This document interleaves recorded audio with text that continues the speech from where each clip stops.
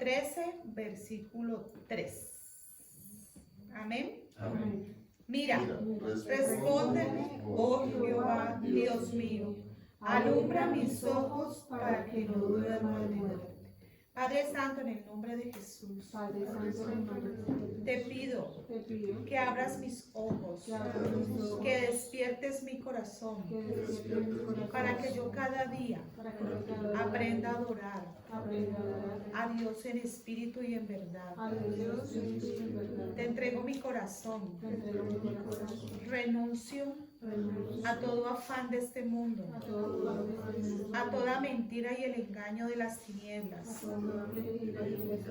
Necesito que despiertes mi corazón, que despiertes mis oídos, mis ojos, y que cada mañana tras mañana me abras el oído para que yo oiga como los sabios. Espíritu Santo, revélame al Señor Jesucristo. Quiero conocerlo, amarlo, obedecerle y caminar en su verdad. Gracias por darme discernimiento, entendimiento, el conocimiento tuyo, el temor de Dios, el dominio propio para andar haciendo tu voluntad. Reconozco que tu palabra es verdad y que solo en ti y por ti son hechas todas las cosas. Te doy gracias por cumplir cada día tu propósito en mi vida. Me rindo a tu voluntad. Te doy gracias en el nombre de Jesús. Amén, Señor. Gracias porque tú eres el único que puede alumbrar nuestros ojos. Gracias, Señor, porque tú nos has despertado, Señor, cada día con tu verdad. Gracias te damos porque nos rendimos en esta hora delante de ti, en el nombre de Jesús. Amén.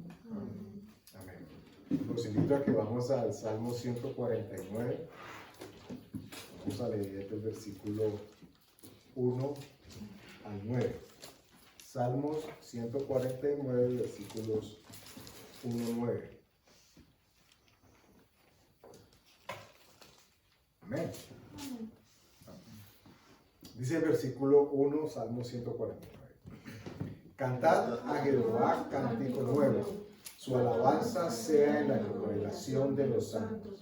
Alégrese Israel en su hacedor, los hijos de Sión se gocen en su rey. Alaben a su nombre con danza, con pandero y arpa, a él canten. Porque Jehová tiene contentamiento en su pueblo, hermoseará a los humildes con la salvación. Regocíjense los santos por su gloria, y canten aún sobre sus camas. Exalten a Dios con sus gargantas y espadas de dos filos en sus manos, para ejecutar venganza entre las naciones y castigos de los pueblos, para aprisionar a sus reyes con grillos y a sus nobles con cadenas de hierro, para ejecutar en ellos el juicio decretado. Gloria será esto para todos sus santos. Aleluya. Dice. Bueno, este es un salmo precioso, como todos los salmos, pero tiene una palabra, un verbo o una acción que es como el centro de todo lo que acabamos de leer. ¿Qué podríamos decir nosotros de que estamos hablando? Alabar. Alabar. Y tratemos de definir o ampliar, si se permite la expresión, un poco el contexto o el concepto de alabar. ¿Qué es alabanza? ¿Qué entendemos nosotros? ¿Qué es lo primero que viene a nuestra mente cuando dicen alabanza? Cantar. Cantar, ¿cierto? Siempre lo asemejamos con, bueno, agradecimiento. Pero noten ustedes, ni lo uno ni lo otro está malo, ni que esté equivocado, al contrario, se complementa. Lo que sucede es que el concepto de alabanza es mucho más amplio que el solo hecho de cantar una canción. Lo que sucede normalmente es que cantamos canciones para expresar una alabanza. En última, lo que está sucediendo en ese salmo que acabamos de leer es eso.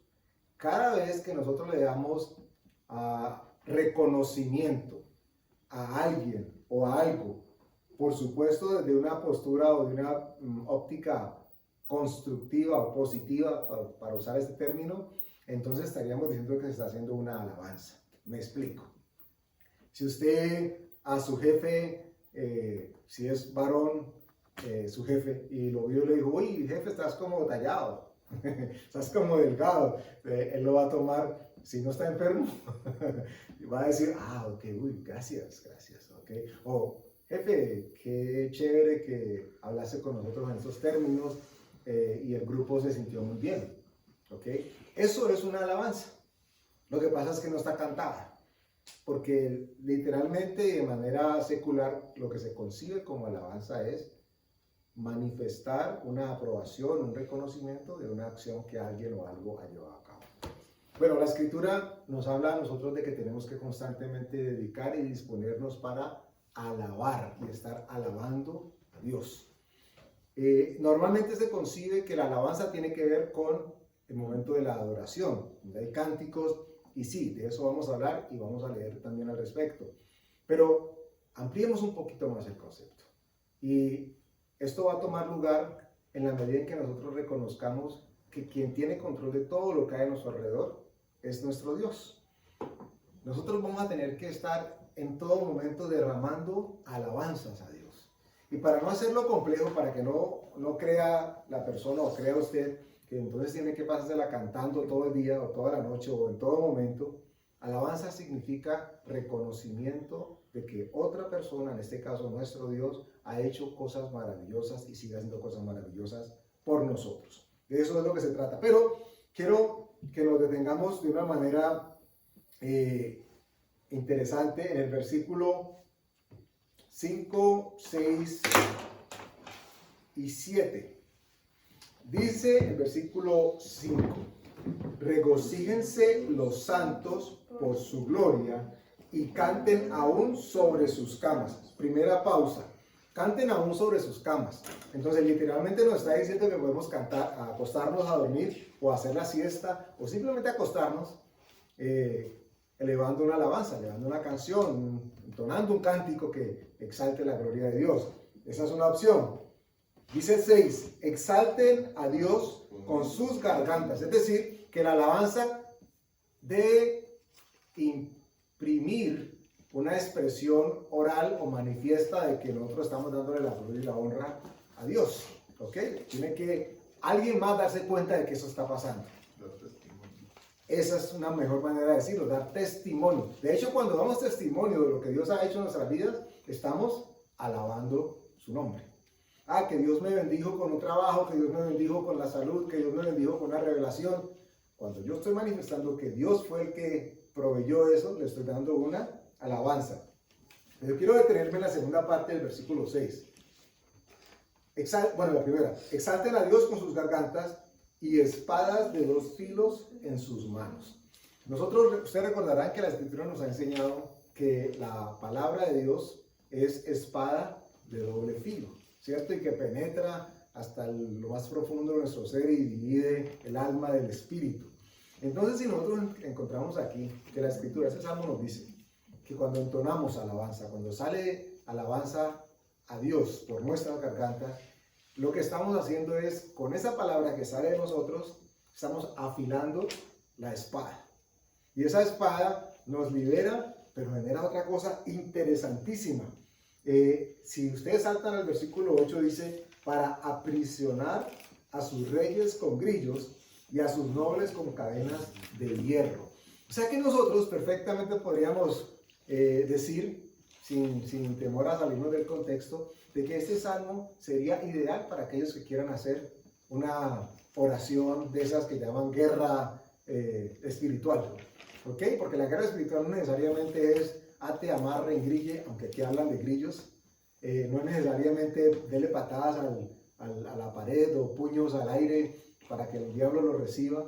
Pero la Escritura nos está dando a entender de que cada vez que nosotros exaltamos el nombre del Señor, es decir, lo alabamos, estamos afilando nuestra espada por los 2 filos y estamos generando las circunstancias para que dice reyes y nobles, pero se entiende reyes y nobles del contexto espiritual, ¿ok?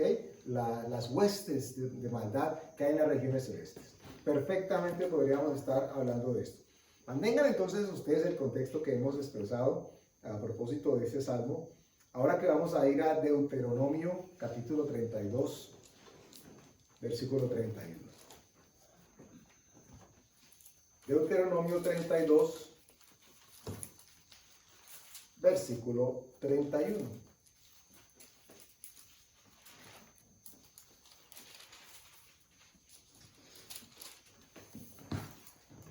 Leamos desde el 30, de hecho. Recuerden que el Salmo viene hablando del poder que hay en la alabanza y lo que se puede lograr con la alabanza. Se afila por ambos lados y se pueden grillar potestades, huestes de maldad en las regiones celestes. Versículo 30, estamos en Deuteronomio capítulo 32.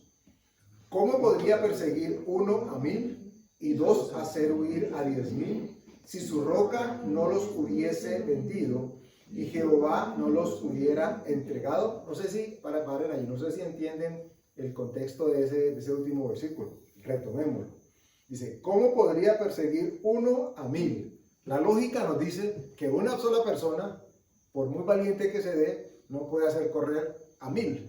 ¿Cierto? No es así como sucede, no es así como ha sucedido, salvo casos muy específicos que la Biblia relata. Sucedió con David particularmente.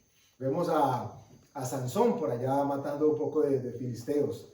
Siempre que encontrábamos a una persona, a un personaje de esos que Dios ha escogido, como ustedes y nosotros, que ha enfrentado una batalla que parecía perdida desde antes de empezarla, porque el oponente era supremamente grande y magnífico. Y cuando se dio el resultado que nadie esperaba, el resultado donde el vencedor era el David y no el Goliat, lo que está diciendo la Escritura es que cuando eso sucede, dice, ¿cómo hacer 2 hacer huir a 10,000 si su roca no los hubiera vendido, no los hubiese vendido? ¿Cuál es la roca? La de nosotros, Cristo. La de nosotros, Cristo. No la de Dios. Y aquí hay algo muy importante que ustedes van a notar, que lo hemos experimentado y lo hemos leído en otros momentos cuando leemos a propósito del Espíritu Santo.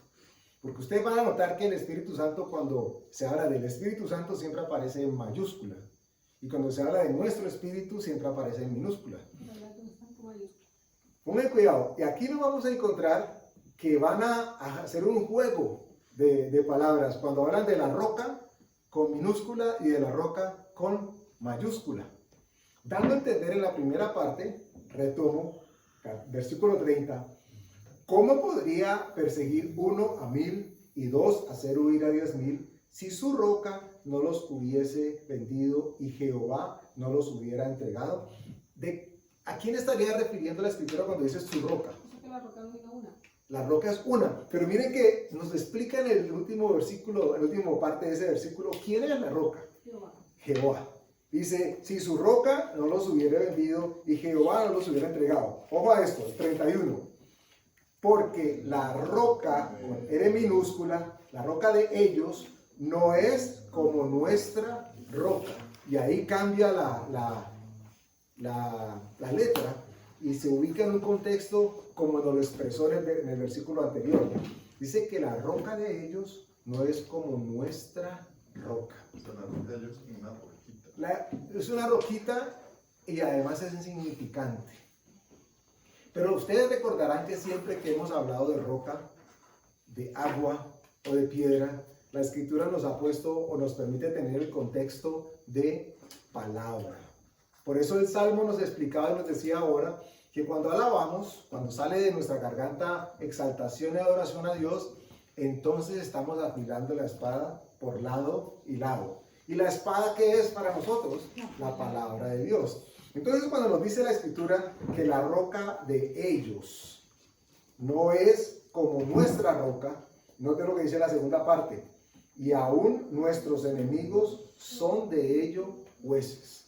Y este versículo, mientras lo releía, me llamó poderosamente la atención, porque nos dice muchísimo a propósito del tema del mundo espiritual, el poder que Dios nos ha dado a través de su palabra sobre ese mundo, y lo que pasa en ese mundo cuando otros reconocen que en nosotros hay no la roca nuestra, sino la roca que proviene de parte de Dios. Porque miren usted lo que dice la segunda parte, y aún nuestros enemigos son de ello jueces. Y contextualizando, tratemos de imaginar esa descripción que hace la Escritura de que nuestros enemigos son jueces. No es que nos juzguen, es que juzgan lo que sale de nuestra boca. Es que pueden llegar a determinar si la palabra que está saliendo de nuestra boca es roquita o es en realidad la roca. Eso indica que la alabanza y la oración debe estar refrendada en la palabra. Me explico. Yo me sé el Salmo 23. Esta es la palabra que está escrita, eso es lo que yo debería de cantar, ¿cierto? O sea, van a juzgar es que yo adore a Dios con otro tipo de palabra que Dios no reconoce. Las canciones que cantamos seculares del mundo, la salsa, los diferentes ritmos, esos son palabras que no indican un sentimiento de una adoración a Dios, sino a la misma persona, porque uno canta para uno mismo, porque está despechado, o porque está feliz, o porque le dijo que la amaba, ¿cierto? Esa es que van al alma. Pero la adoración, cuando habla de esa roca, es que debe ser la alabanza y la adoración centrada en la palabra. Yo me sé un versículo, yo le puedo poner la música, y con eso adorar a Dios. Además que, y manteniendo lo que estamos diciendo, que la definición de alabanza es reconocimiento y exaltación, ¿ok? Totalmente importante que nuestra alabanza en términos de ofrecimiento o de sacrificio a Dios esté, por supuesto, basada en su palabra. No vamos a salir, Dios, si no me querés, te corto la cara con esa cuchilla esa de afeitar. Y entonces, como lo dije en oración, pues eso salió muy espiritual, nada que ver, ¿okay? Nada que ver. Pero el punto es el siguiente: si yo no me sé un salmo, yo no me sé una palabra o no tengo memoria de esa cita, pero en mi corazón y por mi boca y mi garganta sale y es expresado el reconocimiento a lo que Dios ha hecho en mi vida y a la misericordia que Dios tiene para mí, técnicamente lo que yo estoy haciendo es alabando a Dios. Por eso les quería en un principio mostrar que tenemos dos vertientes o dos opciones que no riñen entre sí cuando hablamos de alabanza. Inicialmente siempre vamos a pensar en música, danza, canción.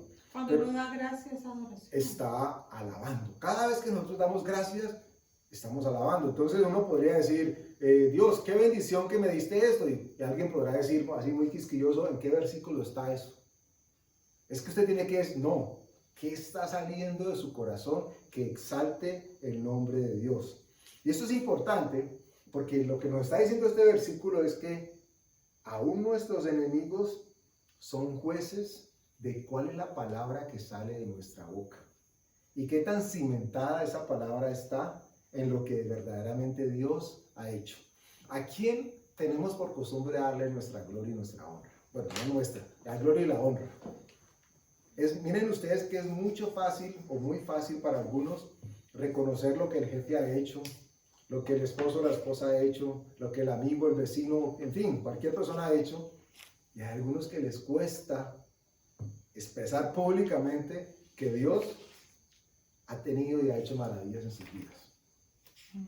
Hay personas que les cuesta, y estoy hablando de personas dentro de las congregaciones y en las iglesias, porque entonces piensan, ¿será que es que si digo gloria a Dios, me van a señalar como fanático, como religioso? Entonces yo simplemente digo, no, es que yo estoy muy agradecido.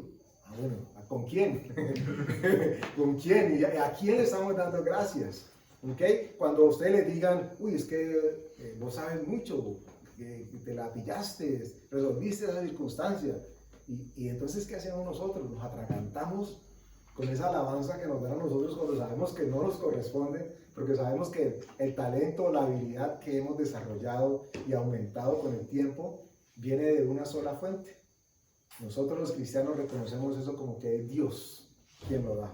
Entonces, uy, cómo te quedó de buena, qué sé yo, la torta que hiciste, el vestido, lo que sea. Sí, gracias a Dios. Debe haber un reconocimiento, porque estamos nosotros estableciendo un fundamento sobre la roca, no sobre la arena. Y esto es vital, porque estamos diciendo que hay dentro del mundo espiritual quienes están midiendo si la roca que sale de nosotros es la roca chiquita, la roca, o la roca. Y la escritura nos dice que nuestra roca no es como la roca de ellos. Y el contexto que acabamos de estar leyendo nos indica que ellos son aquellos que cayeron. Es decir, nosotros somos el 1, ellos son el 1000. Nosotros somos los 2, ellos son los 10,000. Ese es el contexto que nos está explicando, pero yo lo leo. ¿Cómo podría 1 perseguir a 1000 y 2 hacer huir a 10,000 si su roca no los hubiera vendido y Jehová no los hubiera entregado? Porque la roca de ellos no es como nuestra roca. ¿Cómo es nuestra roca? De esto hemos hablado en el pasado. ¿En qué hemos cimentado nosotros lo que creemos y en quién creemos? Esta fue la revelación con la que se encontró Jacob cuando soñó tuvo la visión que estaba viendo la escalera que subía y bajaba. ¿Se acuerdan que él cogió unas piedras? Aquí se le ocurría coger unas piedras de almohada. O le dieron un cocotazo fuerte, o cayó sobre ellas y cayó privado y empezó a desvariar. O en realidad lo que encontró fue una palabra poderosísima de parte de Dios para poder recostar su cabeza y descansar. Y de tal manera descansó que encontró una vía directa de comunicación con el mismo reino de los cielos. Y de ahí su vida cambió. Él no lo sabía, pero ya Dios sabía que su nombre iba a dejar de ser Jacob y se iba a convertir en Israel, padre de toda la multitud que se generó a través de él. La roca sobre la que él recostó su cabeza le cambió la vida. ¿Cuál es la roca sobre la que nosotros hemos recostado nuestra cabeza? ¿Recuerdan que Jesús le dijo a Pedro cuando se le reveló, cuando Pedro le dijo quién era él? Le dijo, sobre esta roca cimentaré o fundamentaré la iglesia. Es decir, que la iglesia iba a quedar sembrada, cimentada sobre ¿cuál roca? ¿Sobre Pedro? No. Por eso lo hemos dicho siempre, no es la figura de Pedro como el primer papa, que eso fue lo que autorizó para que él fuera considerado el primer papa, porque es que Jesús le dijo que sobre él iba a establecer su iglesia. No era sobre él, era sobre la revelación que estaba teniendo de quién era Jesús. Esa roca, ese conocimiento, esa revelación le cambió completamente la vida a Pedro y a la iglesia. Por lo tanto, nuestra roca, nosotros tenemos que tener mucha claridad cuál es nuestra roca. Y este versículo, ojalá lo interiorizáramos, lo grabáramos, lo consumiéramos y lo digiriéramos, porque dice la roca de ellos. Dios nos está diciendo a nosotros, en quienes ellos han puesto sus esperanzas, en quienes los demás, los del mundo, han puesto sus deseos y sus anhelos, es una roca pasajera. Podríamos decir que es una roca hecha de arena, que está aparentemente bien formada. Ustedes alguna vez han ido a la playa, si no han ido, se lo pueden imaginar o verlo en televisión, cuando la gente empieza a hacer castillos o figuras de arena al lado de la playa. Y uno ve unas cosas bien interesantes que hacen, pero apenas llega la primera ola, se cae todo otra vez. Y tienen que hacerla cada vez más retirado, pero en el momento que le caiga agua, simplemente se va. Porque es una roca aparente que tiene forma, pero no tiene fondo, no está amalgamada. Dios nos da a nosotros una palabra de la que nos podamos asir, pero sobre todo con la que nosotros lo podamos alabar. Mentalicémonos, tengamos muy en cuenta y muy presente que es necesario que de nuestra boca salga alabanza. Y usted puede ubicarlo alabanza como, yo me la paso cantando en el carro, gloria a Dios. Pero también, cuando el tono que salga de su voz no sea el del cántico, asegúrese de que haya alabanza. Y no siempre o única exclusivamente para el que tenemos enfrente, sino para quien está arriba viéndonos a nosotros. Vamos a ir a 2 de Samuel, capítulo 6, versículo 14. 2 de Samuel, capítulo 6, y vamos a entrar en una de las facetas de la alabanza, en la que David se convierte en el experto y tal vez en el mayor difusor. Fue quien en últimas termina organizando cómo iban a ser los cultos de alabanza y cánticos en la congregación. No vamos a indagar sobre el cómo lo hizo, o qué hizo, o cuándo lo hizo, pero es importante que ustedes y yo recordemos que fue David el que establece la manera como el pueblo hebreo empieza a adorar a Dios. Es él el que establece cuáles son los instrumentos que son para júbilo, cuáles son los instrumentos que son para cántico de adoración. Es él el que dice a los cantores y a los cantantes qué es y cómo deberían alabar a Dios. Y después deja escrito la roca de la que deberían surtirse los salmistas para alabar y entonar cánticos a Dios. De este David del que estamos hablando, ese no era el que mandaba a matar gente, ese no era el que engañaba, ese no era el que veía la oportunidad y aplicaba lo que sabía. Sí, pero por algo Dios dice de él, ese tiene un corazón conforme a mi corazón. Él estaba, lo que él pensaba, lo que él hacía, con toda la imperfección humana que tenía, él tenía una verdad que no lo movía nadie de ella. Y era que Dios era su Dios y que la misericordia de Dios no la podía cambiar ni tumbar absolutamente nadie. Tan es así, ¿recuerdan ustedes qué sucedió después de que él peca con Jezabel? Que el niño está a punto de morir, el que es producto de la unión. Y el profeta le dice, ¿qué quieres que pase? Y él dice, no, yo elijo que sea Dios el que me castigue. Porque él estaba confiando en la misericordia de Dios. Si deja que sea el pueblo o el hombre, lo parten en dos. Dios seguramente lo quebraba, pero lo volvía y lo armaba de nuevo, como en efecto sucedió. Vamos a la segunda carta de Samuel, capítulo 6, y vamos a leer el versículo, bueno, leamos desde el 1 y paramos más adelantico. Versículo 1 dice, David volvió a reunir a todos los escogidos de Israel, 30,000. Y se levantó David y partió a Baalá de Judá con todo el pueblo que tenía consigo, para hacer pasar de allí el arca de Dios, sobre el cual era invocado el nombre de Jehová de los ejércitos, que mora entre los querubines. Pusieron el arca de Dios sobre un carro nuevo y la llevaron de la casa de Abinadab, que estaba en el collado, y Usa y Ahío, hijos de Abinadab, guiaban el carro nuevo. Y cuando lo llevaban de la casa de Abinadab, que estaba en el collado con el arca de Dios, Ahío iba delante del arca. Y David y toda la casa de Israel danzaban delante de Jehová con toda clase de instrumentos, de madera, de haya, con arpas, salterios, panderos, flautas y címbalos. Paren allí. Si esto hubiese sucedido en estos tiempos, habían dicho que era carnaval. Habían dicho que David se había descuadernado porque lo habían visto en Río de Janeiro o en Barranquilla encarnavalado, y diciendo que el que lo vive es el que lo goza. Nada que ver, pero algo parecido sucedió. Él organizó y estaba tan contento de que el arca iba a regresar a donde Dios quería que estuviera, que cada vez que dice que avanzaban unos pasos, paraban y sacrificaban, porque el arca iba a llegar. Él estaba feliz de poder agradar a Dios. Y esto es algo que debe nosotros movernos. Estar felices y buscando en todo momento poder y querer agradar a Dios en todo lo que nosotros hagamos.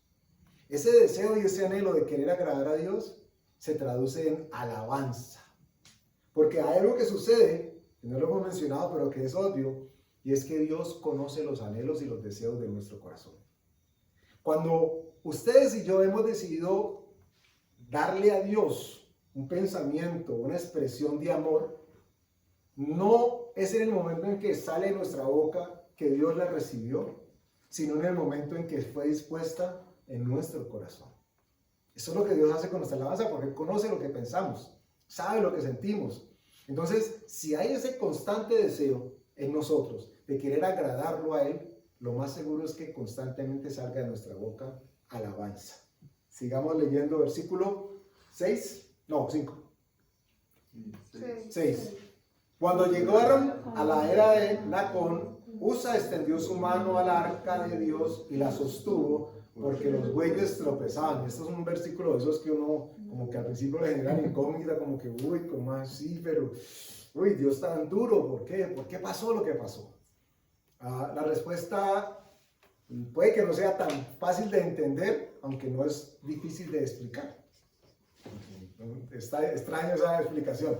Pero el contexto que nos muestra la palabra es que Dios no necesita de nuestra ayuda. No importa qué tan bien intencionados estemos nosotros.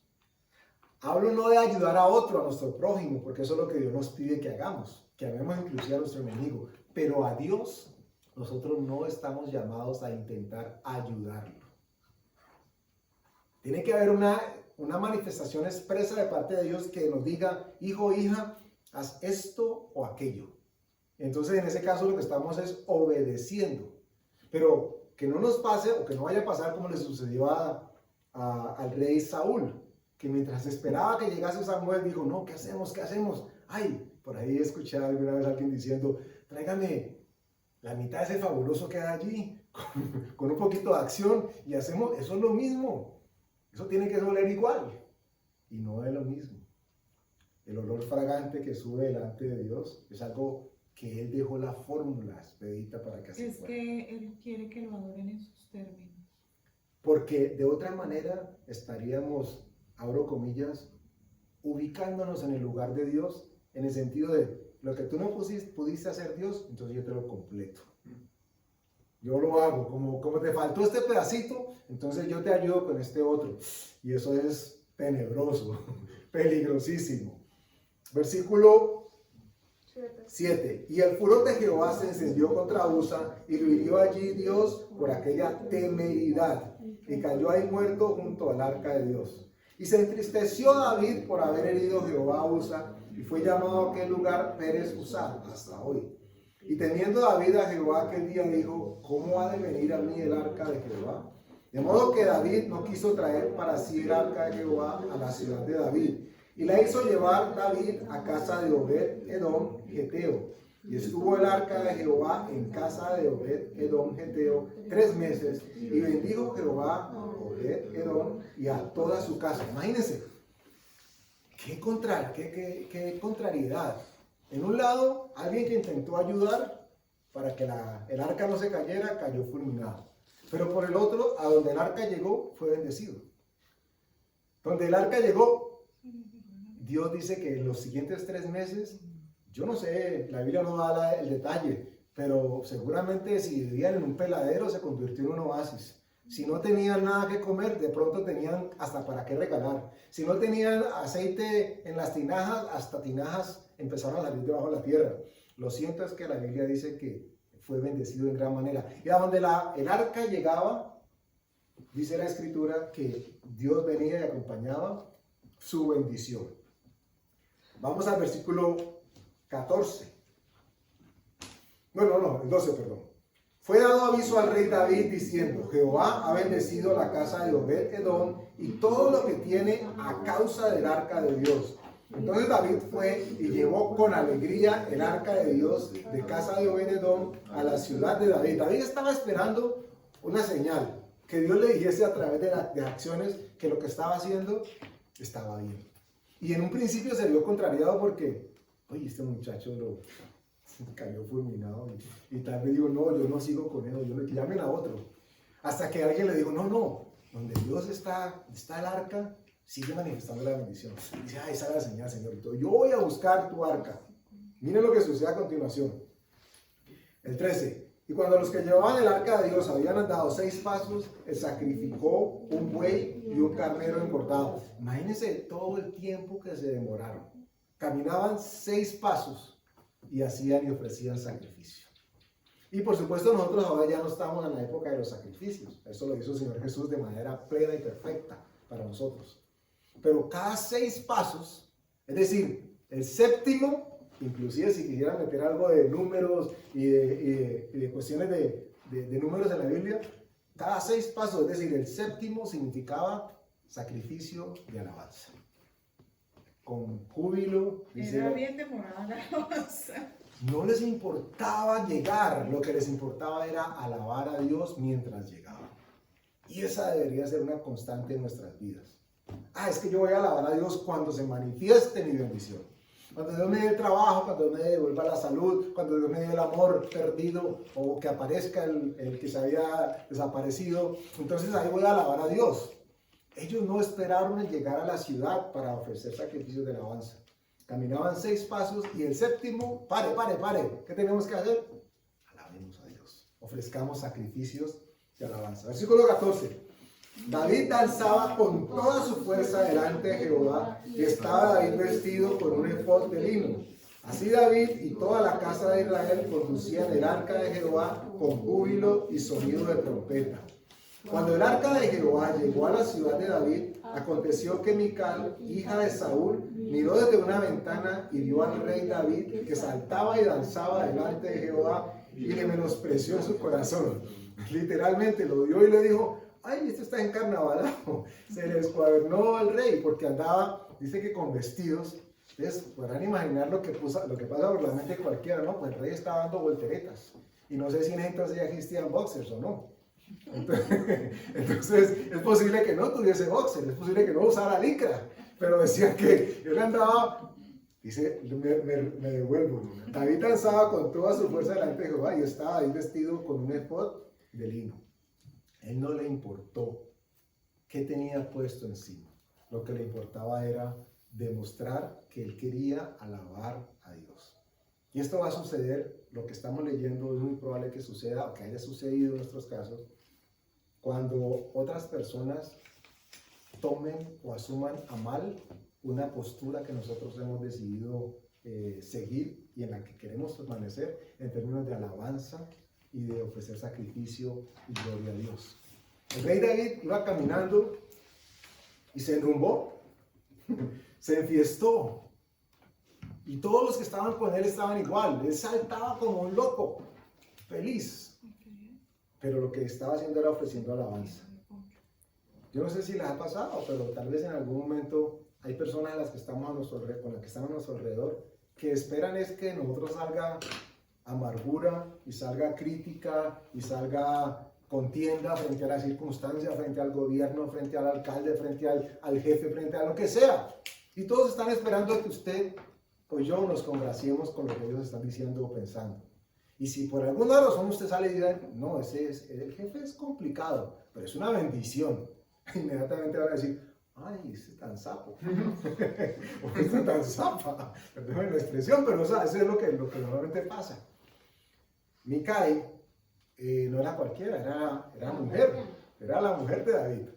La reina misma le estaba diciendo: ay, el rey se descuadernó, no le da pena al rey. Está untándose con con los plebeyos allá abajo y descuadernado, sudando, sin camisa, sin ni desodorante se tuvo que haber echado. ¿Y qué van a decir de usted? Y el rey le contesta de manera expresa: ¿qué me importa lo que los demás piensen? Yo estoy danzando para Dios. Y esta debería ser una constante en todo lo que sucede en nuestra vida y en nuestro alrededor. A mí no me importa lo que usted piense, a mí lo que me importa es lo que Dios piense. Por supuesto, con el respeto por el otro. No es que como no me importa lo que usted piense, entonces yo lo pisoteo. Porque la Escritura, luego en el Nuevo Testamento, el apóstol Pablo nos dice que tenemos que tener cuidado de no hacer caer a uno de los más pequeños con nuestra fortaleza o con nuestro conocimiento. Entonces, yo soy amoroso con el que es no tan amoroso. Pero a Dios yo siempre voy a darle la alabanza. Él quiere, no solamente porque la necesite. Tal vez no la necesita. Si usted no lo alaba, Dios no va a decir: ay, entré en estado de depresión. ¿Quién tiene una pepita por ahí de esas? No va a pasar. Si una persona no alaba a Dios no le hace falta. Pero esa persona se pierde de una bendición. Se pierde de dar testimonio alrededor de lo que les decía ahora, el mundo espiritual, de que la roca sobre la que está sembrando su esperanza, su accionar y su palabra está sembrada sobre la verdadera roca, que es Cristo. La roca de ellos no es como nuestra roca. Eso tiene que estar muy, muy, muy sentado. Dice que David le dijo a la reina: ve. Sí, le dijo: ve, Yo alabo a Dios como yo quiera. Yo no voy a hacerle caso a usted. Si usted quiere andar todo en peligro ya y usted no quiere ni despeinarse ni desmaquillarse, es asunto suyo. Y hay veces necesario que, no que lo hagamos necesariamente, pero que estemos dispuestos a descuadernarnos por Dios, para Dios. Salirnos un poco de ese acartonamiento que tal vez las circunstancias, el lugar o las personas nos invitan a seguir. ¿Cierto? Entonces llegamos a una reunión donde todo es así pomposo y entonces uno inmediatamente entra en modo pompo. Entonces si todos andan estirados, pues uno también como que, yo también camino estirado. Y si por alguna razón se sale un poquitico de lo que el guión está manifestando, entonces todo el mundo voltea a mirar. Si alguien subió un poquitico más el tono de voz, todo el mundo voltea a mirar. Pero si eso significara que nosotros dijéramos, estamos alabando a Dios, dándole gloria y reconocimiento a Dios, valdría perfectamente la pena que nos descuadernáramos como hizo el rey David, que no nos importara los vestidos que tuviésemos para alabarlo, y cuando llegara el momento de la adoración o del canto en la iglesia, si usted, lo digo abiertamente, si usted algún día estamos alabando a Dios y siente o recibe en su espíritu, yo me quiero arrodillar, nunca vaya a detenerse a pensar si es que los demás no están arrodillados.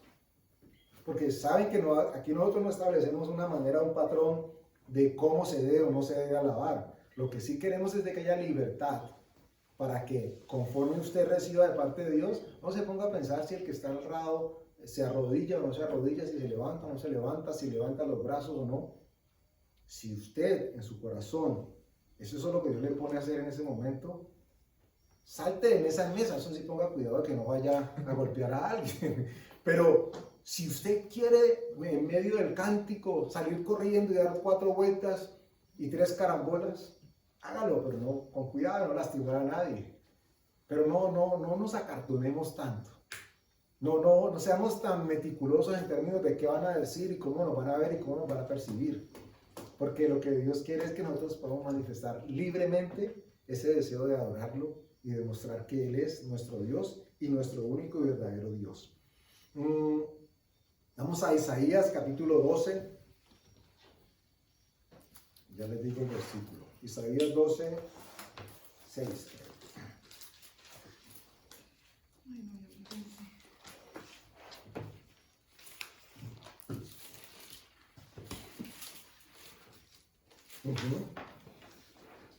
Isaías capítulo 12, versículo 6.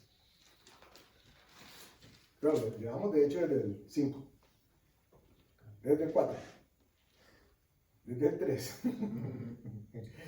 desde el 1 leamos. En aquel día dirás, cantaré a ti, oh Jehová, pues aunque te enojaste contra mí, tu indignación se apartó y me has consolado. He aquí Dios es salvación mía, me aseguraré y no temeré, porque mi fortaleza y mi canción es Jehová, quien ha sido salvación para mí. Sacaréis con gozo aguas de las fuentes de salvación, y diréis en aquel día, cantad a Jehová, aclamad su nombre, haced célebres en los pueblos sus obras, recordad que su nombre es engrandecido. Cantad salmos a Jehová, porque ha hecho cosas magníficas. Sea sabido esto por toda la tierra. Regocíjate y canta, oh moradora de Sion, porque grande es en medio de ti el Santo de Israel. Miren lo que sucedió con, aquí Isaías nos cuenta lo que estaba pasando con el tema de los salmos y el propósito para que fueron escritos, pero también cuál es el origen. Dice, cantad salmos a Jehová, estoy en el versículo 5, porque ha hecho cosas magníficas. Y noten ustedes el orden. Cantad salmos porque Dios ha hecho cosas magníficas. No es busco cuál salmo es el que corresponde cuando Dios ha hecho cosas magníficas. Yo lo que estoy expresando a través de un salmo es gratitud y reconocimiento del poder y de la acción de Dios en mi vida. Entonces yo podría convertir eso en cántico. De hecho, por eso no todas las alabanzas que hay necesariamente salen de la Escritura. Deberían hacerlo. Lo que nosotros tenemos que tener cuidado es que esas alabanzas que no sean textualmente bíblicas o salmos, en realidad alaben y exalten el nombre del Señor. Insisto, que no vaya a ser un violín que diga que si no me querés te corto la cara. Entonces, como la música es suave, entonces eso es adoración. No. ¿Qué pretende decir la persona? Que no sea tampoco la conversión de una de esas canciones románticas de Camilo VI, del Puma, y entonces, el Puma se convirtió e hizo alabanzas a Dios. Hablo de canciones del mundo que en algún momento se han querido convertir a cristianas, y entonces en realidad el propósito de ella fue exaltar a una mujer o a un hombre, y entonces ahora las cambiamos y no, es que eso yo lo hago para Dios. Y bueno, si usted en su corazón está tranquilo al respecto, pues gloria a Dios. Yo hablando de en la congregación, qué tipo de alabanza nosotros vamos a expresarle a Dios. La roca de ellos no es como la de nosotros. Nuestra roca es distinta. Nuestra roca es la verdadera roca. Y esa roca, noten ustedes que la roca, cuando es la ideal, es la que sirve para afilar. La Escritura nos dice en un salmo que entre más yo enumero la palabra, por obvias razones, ella se multiplica. Es decir, que entre más palabra, más alabanza sale de mi boca, más posibilidades hay de que ese granero, ese depósito nunca se agote, porque siempre va a haber palabra de acción, de gracias para con Dios. Y haciendo esto, dice la Escritura, con esto vamos cerrando, haciendo esto, yo doy testimonio en el mundo espiritual sobre quién está basada y fundamentada mi fe. De manera que en algún momento de mi vida, esos testigos van a tener que rendirse a la convicción que yo he manifestado. Y se van a rendir a tal precio y de tal manera que leímos ahora que podían ser engrillados y encadenados. O sea que uno podría perfectamente hacer una oración poderosa, no necesariamente diciendo te ato, te engrillo, te encadeno y te envío al más allá, un poquitico más acá, sino que con el solo hecho de alabar, basados en lo que la Escritura nos ha dicho, nos acaba de decir la Escritura que entonces nosotros estamos siendo afilados, nuestra espada está siendo afilada por lado y lado, y el que se arrime, el que se acerque, se corta. Y el que se acerque es una manera de hacer guerra espiritual. Sería la manera de hacer guerra espiritual. En muchas ocasiones nos encontramos diciendo Dios a su pueblo, estad quietos y ved la salvación que Dios hará en medio de vosotros. En otras palabras, no hagan nada, pero digan que es Dios el que va a hacer. Reconozcan que es Dios el que está actuando. Nuestra roca no debe ser como la roca de ellos. Cuando digo ellos, hablo de quienes no están fundamentados en la palabra de Dios. La roca de ellos puede ser la economía, el gobierno, las amistades, el contacto, el carisma que tienen. Pero nuestra roca es Dios. Esa roca es inconmovible. Esa roca no cambia. Esa roca es de la que sale, dice la Escritura que sale y fluye ríos de agua viva. Y es más, dice que nos da, que fluye leche y aún miel, porque es ella la palabra la que hace producir todo lo que hay en nosotros y lo que ha sido preparado para nosotros. Todo bien. Entonces, vamos caminando, alabando. Recuerden, 6 pasos, el 7º, me detengo y alabo. Ahora, no se ponga a contar pasos si no quiere. Lo más fácil es alabe cuando se acuerde que tiene que alabar. Y dígale a Dios, acuérdame, Señor, que tengo que alabarte. Pone el querer como el hacer en mí. Y cada vez que nos levantemos, el solo hecho de levantarnos con vida, si es que queremos estar vivos, y debería ser así, es una acción de gracias que tenemos que elevar a Dios. Porque hay otros que no lo pueden hacer. Hay cosas que damos por sentados, que son obvias en nuestro día a día, pero que para muchas otras personas no lo son. Y nos acostumbramos a ellas de tal manera que pareciera que Dios está en obligación de cumplirnos. Y Él no está en obligación. Lo que tiene es el anhelo y el deseo de proveer para todos y cada uno de nuestras necesidades. Vamos a darle entonces gracias a Dios, esperando que recordemos, Salmo 149, donde dice que cantemos sobre nuestras camas. Usted se acueste, medite en Dios, que su último pensamiento, su última palabra sea acción de gracias a Dios, por lo que sea, por la cosa más insignificante o por la tan grande que sucedió en el día, pero que su último pensamiento sea: Dios, qué bueno que has sido conmigo. Y si tiene a su esposo o su esposa, chúselo: uy, Dios está muy bueno conmigo hoy. ¿Y eso por qué? No, mira, trabaja a casa conmigo. Bueno. Claro, pasa todos los días, pero es una bendición que Dios nos da a nosotros. Nuestra roca no es como la roca de ellos. Padre, te damos gracias, Señor, por tu presencia, por tu guía, por la manera en cómo nos enseñas, Señor. Dejaste establecido en tu palabra que pudiésemos identificar cuando hablabas de la roca del mundo, con R minúscula, Señor, y cuando hablabas de la roca que eres tú, con R mayúscula, Señor.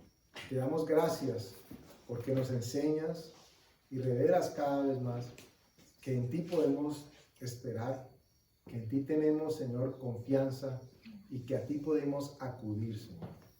Y que es necesario que en nuestras gargantas otras personas escuchen en quién hemos creído, Señor.